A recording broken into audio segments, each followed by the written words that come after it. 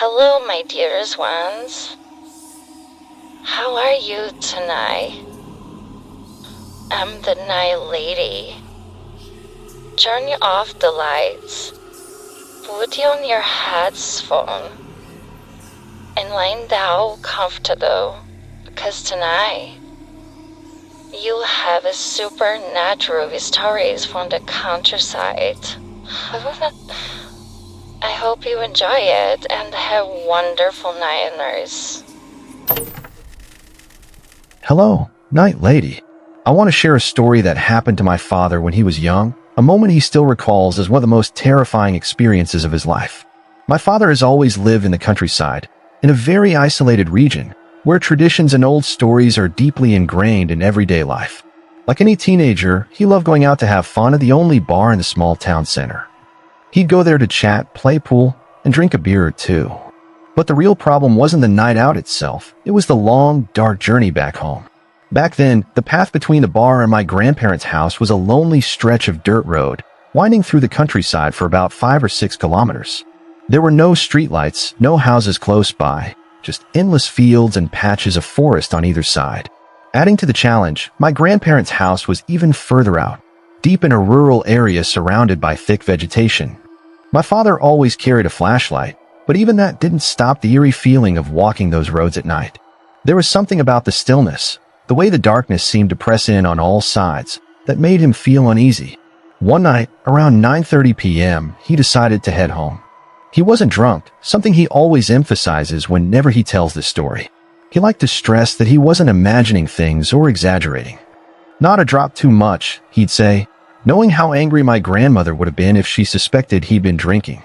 The night was warm and unusually quiet, the kind of silence where even the smallest noise seemed amplified. At first, everything was normal. He walked steadily, the beam of his flashlight cutting through the darkness, illuminating the uneven dirt road. The sound of his boots crunching against the gravel was the only noise, echoing in the stillness. Then, as he passed a grove of trees, he heard it, a faint sound, soft at first, like footsteps trailing behind him. He stopped in his tracks, holding his breath, and turned around, shining his flashlight down the road. There was nothing there, just the empty path disappearing into the shadows. He shook his head, muttering to himself about hearing things, and continued walking. But the sound returned. This time it was louder, more deliberate, perfectly in rhythm with his own steps. He spun around again, and this time his flashlight caught something. Just a shadow at first, but as he adjusted the beam, he saw it clearly. A goat stood in the distance, its head slightly tilted, staring at him with unblinking eyes. He frowned. It wasn't unusual to see animals wandering along the road. Plenty of farms dotted the area, and livestock sometimes got loose. He assumed it had strayed from a nearby property and dismissed it, turning back to continue his walk. But as he walked, that uneasy feeling crept back. The sound of footsteps didn't stop. Every so often, he'd glance over his shoulder, and each time, the goat was still there, following him. It wasn't running or trotting, just walking at a steady, deliberate pace, always keeping the same distance. The night seemed to grow darker, the air heavier, as if the surrounding shadows were pressing closer. A sudden chill ran down his spine, and for the first time, he felt real fear. He quickened his pace, the sound of his boots growing louder against the dirt. The goat followed. When he finally turned around again, his heart nearly stopped. The goat was no longer at a distance. It was just a few meters away, and something about it had changed. The creature wasn't an ordinary goat anymore. It was massive, its body towering and distorted. Its eyes glowed red, burning like embers in the darkness, and its posture was unnatural. It no longer walked on 4 legs.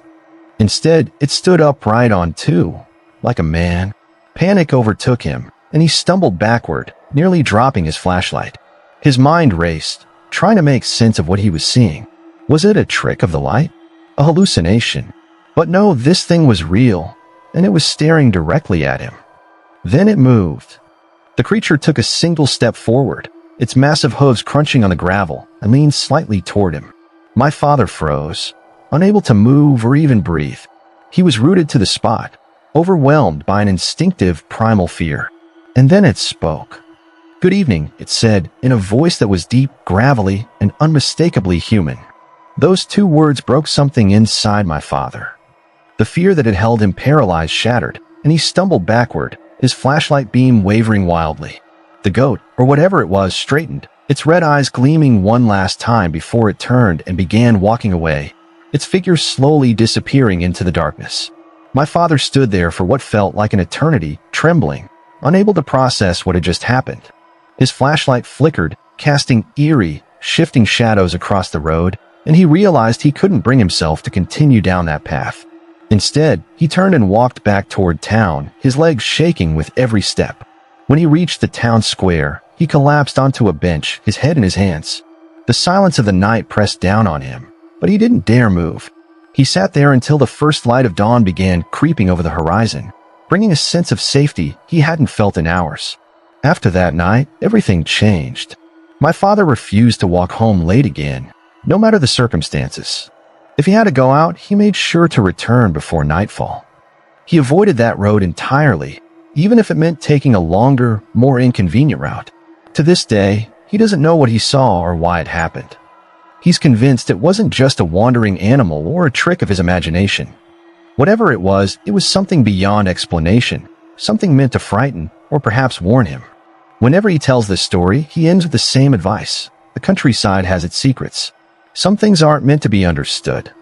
Respect the night and don't challenge what you can't explain. And Night Lady, I can see it in his eyes, he's still haunted by that encounter. Hello, Night Lady. My name is Natalia, and today I want to share a story that completely changed the way I see the world. It's an experience that still lingers in my mind, one that taught me to respect the things I once dismissed as silly folklore. This happened when I was going through one of the hardest times in my life. I had just left a toxic relationship and felt like I had lost my direction. I decided to move in with my grandparents, who lived deep in the countryside, far from the noise and chaos of the city. Their home was surrounded by coffee plants and rolling hills, a place where time moved slower and traditions were deeply respected. My grandparents were devoutly religious, and their lives were steeped in old customs and beliefs, especially during Lent. For them, it was a sacred and mystical time, a period when the veil between the living and the dead grew thin. My grandmother, in particular, believed deeply in supernatural phenomena. She often spoke of the Procession of Souls, a ghostly parade of spirits that wandered the earth, seeking penance for their sins. At night, we would sit on the porch after dinner, listening to her tell stories. She claimed to have seen the Procession of Souls every year, always during Lent, and would describe it in vivid detail. They float through the night, she'd say, her voice low and serious, dressed in white robes, carrying candles, their faces hidden by shadows. If you see them, don't look directly at them. Never follow them. Just pray and let them pass. I used to laugh at these stories. To me, they were just small town legends, the kind of thing people believed to scare children into behaving. But my grandmother was adamant. Her belief was unshakable, and she'd often end her tales with a warning. One day, Natalia, you'll see for yourself. That day came sooner than I expected. It was a few weeks into Lent, and I needed to visit my parents in the city. I spent the entire day there, catching up and running errands. By the time I finished, it was late, and I realized I had missed the last bus that would have dropped me close to my grandparents' farm. The only bus available stopped about 2 kilometers away, leaving me to walk the rest of the way alone. I wasn't worried. It was a clear night, and the full moon bathed the dirt road in silvery light. The air was cool and still, and the only sounds were the rustling of leaves and the occasional chirp of crickets. I wrapped my shawl tightly around me and set off, my footsteps crunching softly on the gravel. The road was lined with coffee plants, their dark leaves casting long shadows that swayed gently in the moonlight. It was eerie, but I tried to focus on the beauty of the night. The stars were bright, and the scent of fresh earth and blossoms filled the air. But then I noticed something strange. At first, it was just a flicker of light among the coffee bushes, far off to my right. I stopped, squinting into the darkness, thinking it might be a firefly or someone with a lantern. But the light was too steady for that, and as I watched, more lights began to appear, scattered among the rows of plants. They moved slowly, gliding rather than bouncing like lanterns would. Curiosity got the better of me, and I called out, Hello? Who's there? No answer. The lights continued to drift closer, and that's when I realized they weren't lanterns. As they drew near, their shapes became clearer. They were figures, human figures, dressed in flowing white robes that seemed to shimmer in the moonlight. They were walking but floating just above the ground, their movements smooth and unearthly. My heart began to race as I took a step back. I could see their hands now, thin and skeletal, holding long candles that flickered with a dim, eerie glow. Their faces were hidden in shadow, and their heads were bowed as if in prayer. A low murmuring reached my ears, a sound like many voices whispering at once. It wasn't in any language I recognized, but it carried a weight, a sorrow that seemed to seep into my very bones. And then I remembered my grandmother's warnings. If you ever see the Procession of Souls, don't look directly at them. Don't call out to them. And whatever you do, don't let them see you. Turn away, pray, and stay hidden until they pass. Panic surged through me. I ducked down into the bushes, pressing myself against the ground, my heart pounding so loudly I was sure they would hear it. I closed my eyes tightly and began to pray, whispering every prayer I could remember. The murmuring grew louder as they drew closer. I felt the temperature drop, the air growing heavy and cold. The scent of earth and blossoms was replaced by something musty and old, like damp stone and decayed wood. I kept my head down, my hands clasped tightly, and prayed harder. The procession passed right in front of me. I could feel their presence, something cold and weighty, like a shadow passing over my soul. The murmuring was deafening now, a chorus of sorrow that seemed to echo inside my head. And then, as suddenly as it had begun, it was over. The murmuring faded, and the warmth of the night slowly returned. I opened my eyes cautiously, peeking through the leaves. The lights were gone, the road empty once more. I stayed there for several minutes, too afraid to move, until I was sure they had passed.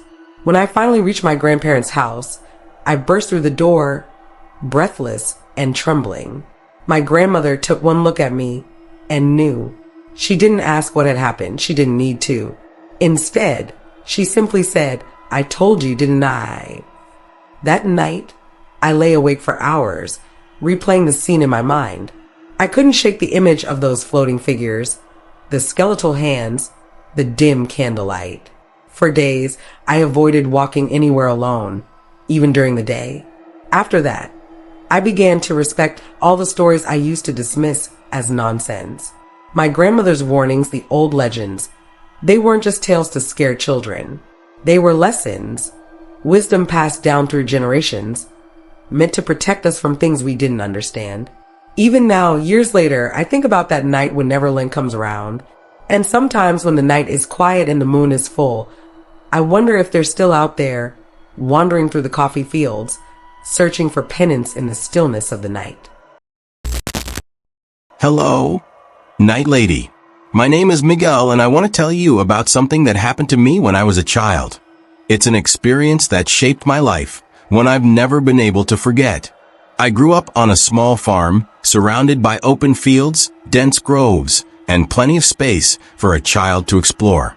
Like most kids in the countryside, my friends and I loved playing outside, especially at night when the world felt mysterious and exciting. Our favorite game was hide and seek. For us, it was pure fun, a way to test our bravery as we ventured into the dark. But one night, that game became something I'd rather not remember. It was an evening like any other. The air was warm, filled with the scent of earth and ripe fruit from the orchards. The sky was clear, dotted with stars, and the crickets chirped loudly in the background. A large group of us had gathered near the farmhouse to play. We had a tradition. Whoever was the seeker for the first round had to count to 100 while everyone else ran off to find the best hiding spots. For me, the thrill was always in outsmarting my friends, choosing places so clever they'd never think to look there. That night, I decided to hide in my favorite spot, a massive mango tree that stood at the far edge of the property. It was a bit of a walk from where the others usually stayed, but that's what made it perfect. No one ever ventured that far, and the thick branches offered plenty of cover.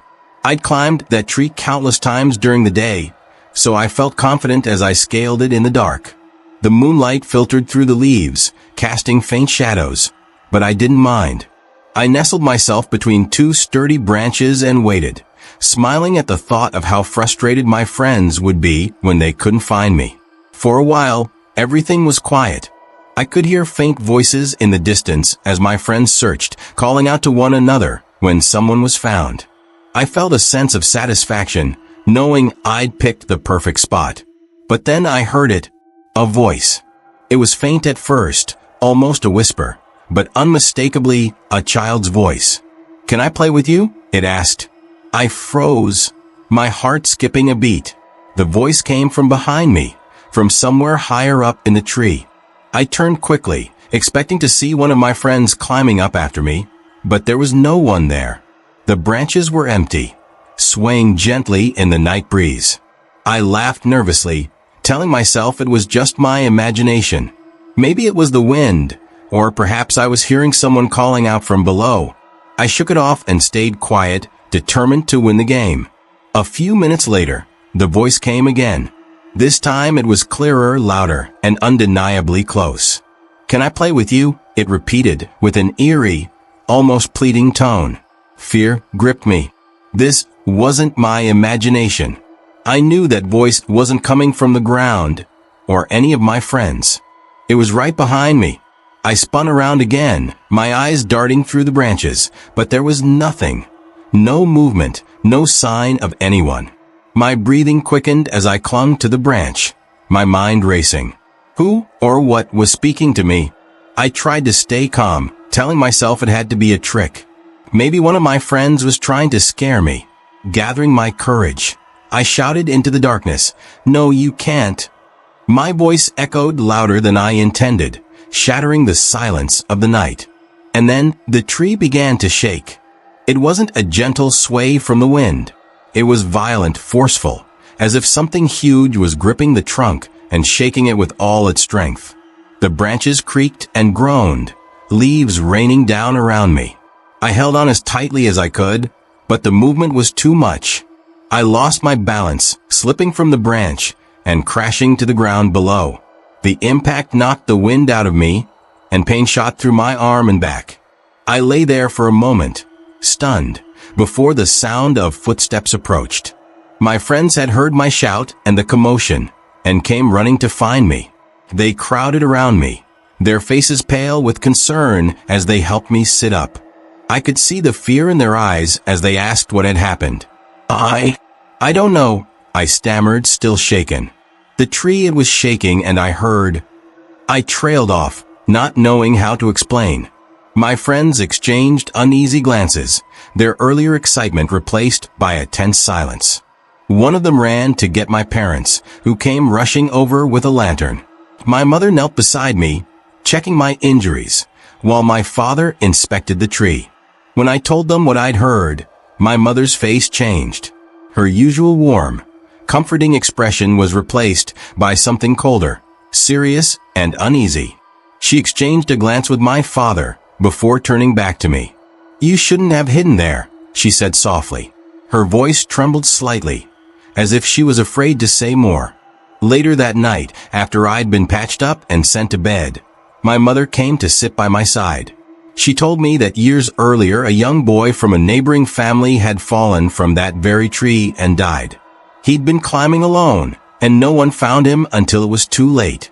Ever since then, she said, people had claimed to hear strange things near the mango tree, voices, laughter, even the sound of someone climbing among the branches. I didn't sleep that night. Every time I closed my eyes, I could hear the voice again, soft and insistent. "Can I play with you?" After that, I never played hide and seek at night again. My friends avoided the mango tree, and even during the day, we gave it a wide berth. Something about it felt different now, as if the air around it was heavier, darker. To this day, I still get chills whenever I pass by that tree. The branches seem to stretch out farther than they should, and the shadows beneath it are always deeper, even in the brightest sunlight. I can't help but feel that the boy's spirit is still there, waiting, watching, and maybe even hoping for someone to play with. Hello, Night Lady. My name is Esteban, and I want to share a story that happened when I was a boy, living in a small village surrounded by endless farmland. Even now, as a grown man, I can't explain what I saw that night. The memory still makes me shiver, and whenever I pass the field where it happened, I feel the same cold fear creeping up my spine. It was the late 1970s, and I was 13 years old. Life in the countryside was simple but tough. My family owned a small piece of land where we grew corn and beans. My father worked tirelessly to provide for us, and as the oldest child, I was expected to help him whenever I could. This particular night, he asked me to check on the irrigation ditch that ran through one of our fields. There had been a small storm earlier, and he wanted to ensure the water was flowing properly.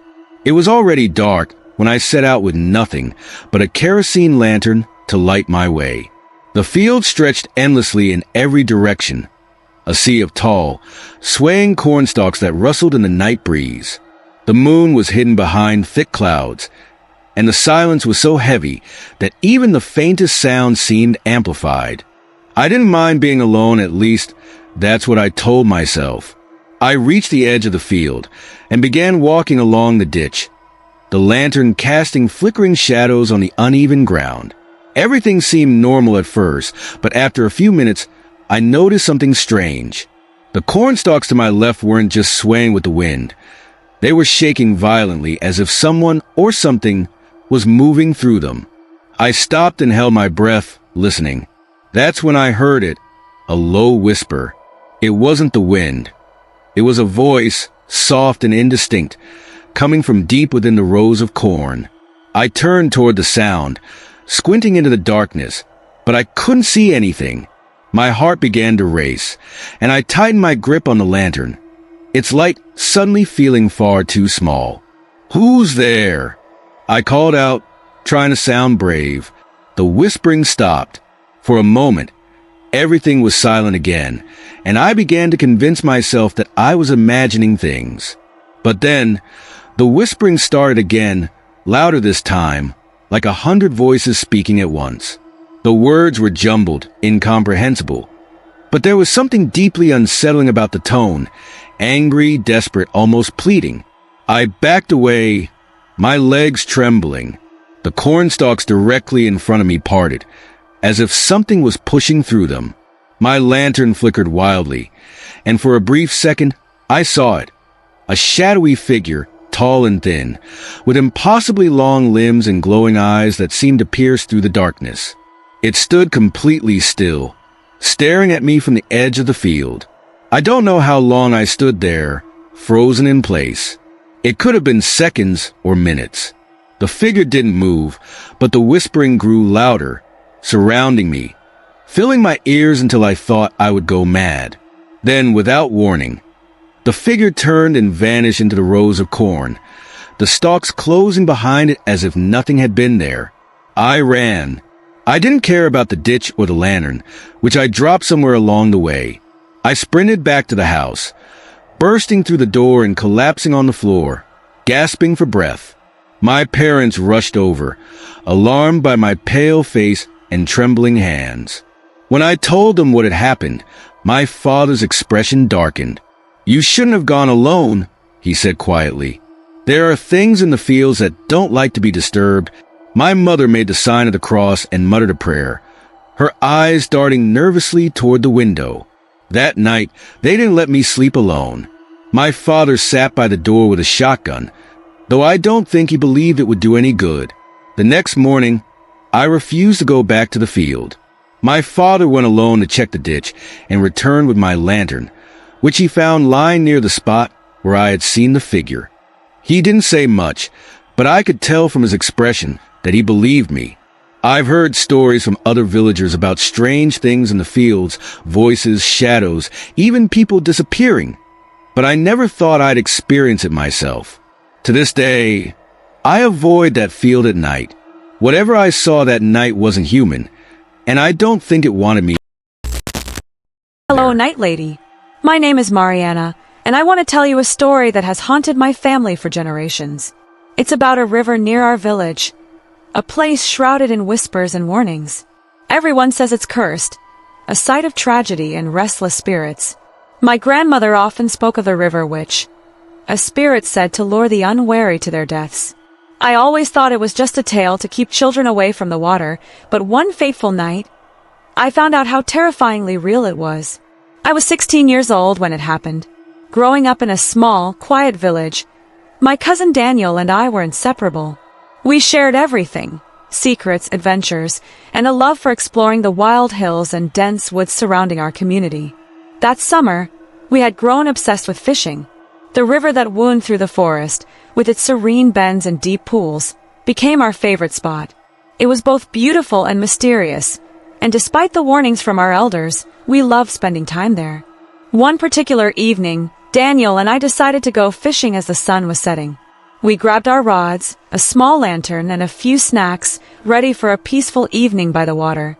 The sky was breathtaking, painted in vibrant hues of orange, pink, and purple. The kind of sunset that makes you feel like the world is holding its breath. The forest seemed alive with sounds: the chirping of birds, the hum of cicadas, the rustling of leaves in the gentle breeze. We followed a familiar trail, our steps crunching softly on the dirt path, until we reached our favorite bend in the river. The current slowed there, and the water shimmered in the fading light. We settled in, casting our lines and talking about nothing and everything. Daniel was full of jokes that night, making me laugh so hard my sides hurt. The river was calm, the world felt safe, and for a while, it seemed like nothing bad could ever happen. But as the sun dipped below the horizon, casting the forest in shadow, the atmosphere shifted. The warmth of the evening gave way to a chill that prickled my skin, and the familiar sounds of the forest began to fade. At first, I didn't notice it. I was focused on the water, watching for any sign of a bite. But then Daniel stopped mid-sentence, his face turning pale. I followed his gaze, and that's when I heard it, a voice, soft and melodic, floating on the air. It was faint, almost like a lullaby, but it carried a haunting sadness that made my chest ache.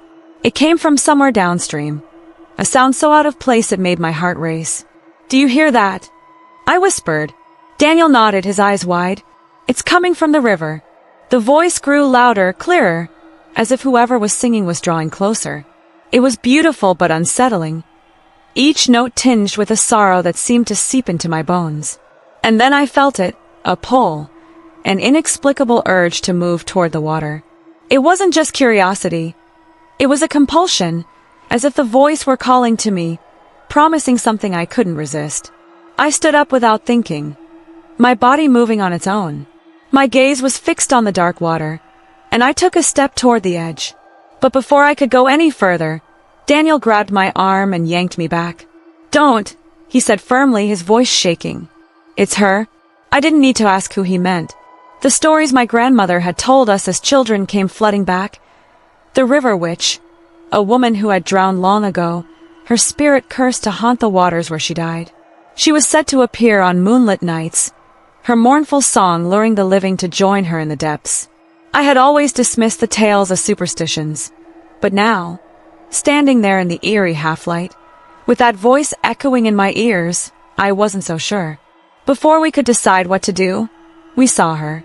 She appeared on the opposite bank, stepping out of the shadows as if the river had given birth to her. At first, she looked beautiful, long, dark hair cascading over her shoulders, her pale dress clinging to her slender frame. But as she moved closer, the lantern's light revealed the truth. Her face was sunken, her skin gray and mottled, her eyes empty black voids that seemed to swallow the light. She wasn't human. She was something else entirely. Daniel screamed, and I felt my knees go weak. The woman, if she could even be called that, stepped into the river, her bare feet disturbing the still water. The singing grew louder, more insistent, and I felt the pull again, stronger this time. It was as if her voice was inside my head, whispering promises I couldn't understand but couldn't ignore. "Mariana, run!" Daniel shouted, but I couldn't move. My body felt frozen, caught in her spell. She reached the middle of the river, her eyes locked on mine, and I knew she was coming for me. Daniel didn't wait. He grabbed the lantern from the ground and hurled it into the water. The flame sputtered and hissed as it sank, plunging us into darkness. The singing stopped abruptly, and for a moment, there was silence. When we looked again, she was gone. The river was empty, its surface calm as if nothing had happened. We didn't stay to question it. We ran, our feet pounding the dirt path as branches scraped against our arms and faces. The forest seemed darker than before, the shadows deeper, and I couldn't shake the feeling that she was still behind us, watching, waiting. By the time we burst through the door of my house, we were both breathless and shaking. Our families gathered around, alarmed by our pale faces and incoherent explanations. When we finally managed to tell them what had happened, my grandmother crossed herself and said, "You're lucky she didn't take you." She burned sage and sprinkled us with holy water, muttering prayers under her breath. That night, she stayed by my bedside, her rosary clutched tightly in her hands. I barely slept, every sound outside the window making me jump. After that, I refused to go near the river, even during the day. The thought of her hollow eyes, her haunting voice, was enough to keep me away. But the nightmares followed me. I would wake in a cold sweat, hearing her song echoing in my mind. Sometimes, in the dead of night, I swore I could hear it again, faint and distant, carried on the wind like a warning. Years have passed since that night, but the memory remains vivid. I still avoid the river, and whenever Lent approaches, the time when the veil between the living and the dead is said to thin, I can't help but feel uneasy. My grandmother always said that some spirits can't move on, their pain anchoring them to the places where they suffered. The river, which is one of them, and I know she's still out there, waiting for the next soul to answer her call. So, my dears, those were the stories of the night. I would like to know if you have any personal stories to send me. The email address is in the descriptions. And remember, you are never alone.